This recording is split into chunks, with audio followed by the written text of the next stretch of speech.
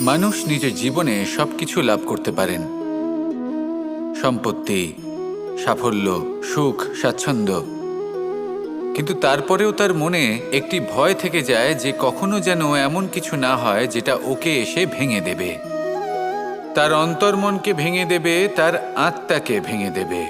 কিন্তু সত্যি কথা বলতে কিছু ভাঙলেও তাতে ভয় পাওয়ার কোনো প্রয়োজন নেই। ভাঙার পরেই কিন্তু নতুন নির্মাণ হয়। এটাই তো প্রকৃতি আমাদের শেখায়।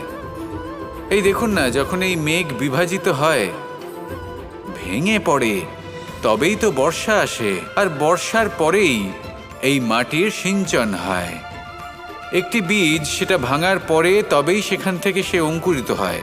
তাই ভেঙে পড়ার কথা শুনে ভেঙে পড়বেন না।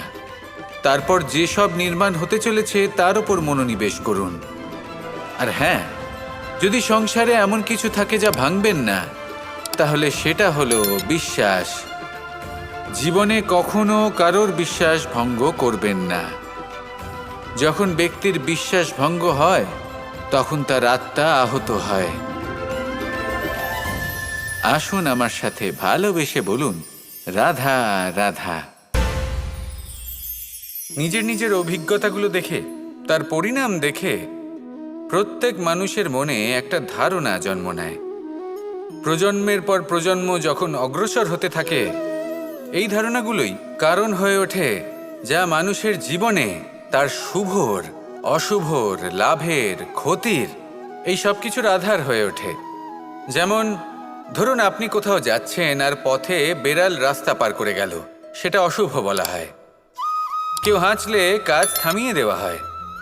বলা হয় যখন আপনি কোনো শুভ কাজ করতে যাবেন তখন মিষ্টি খেয়ে যাবেন, কাজ সফল হবে। যদি কোনো ব্যক্তি অনুচিত কথা বলে দেন, তার মানে অনুচিত কিছুই ঘটবে, আদি ইত্যাদি। এরকম অনেক সংখ্যক ধারণা আছে। কিন্তু সবকিছু যদি এরকমই হতো তাহলে প্রত্যেক মানুষ নিজের কথা দ্বারা নিজের বা অন্য কারোর জীবন স্বর্গতুল্য করে তুলতো, নয়তো নরকে পরিণত করত। কিন্তু এরম কি আদৌ হয়? না। কারণ এই সব ধারণা, এই সব কিছু এর উৎস হলো মানুষের মন, তার মস্তিষ্ক।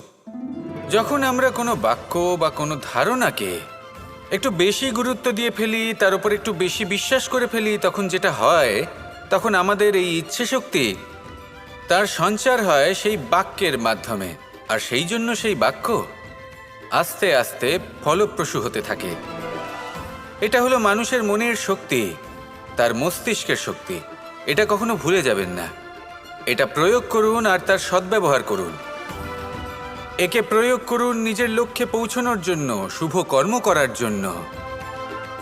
আসুন আমার সাথে ভালোবেসে বলুন, রাধা রাধা।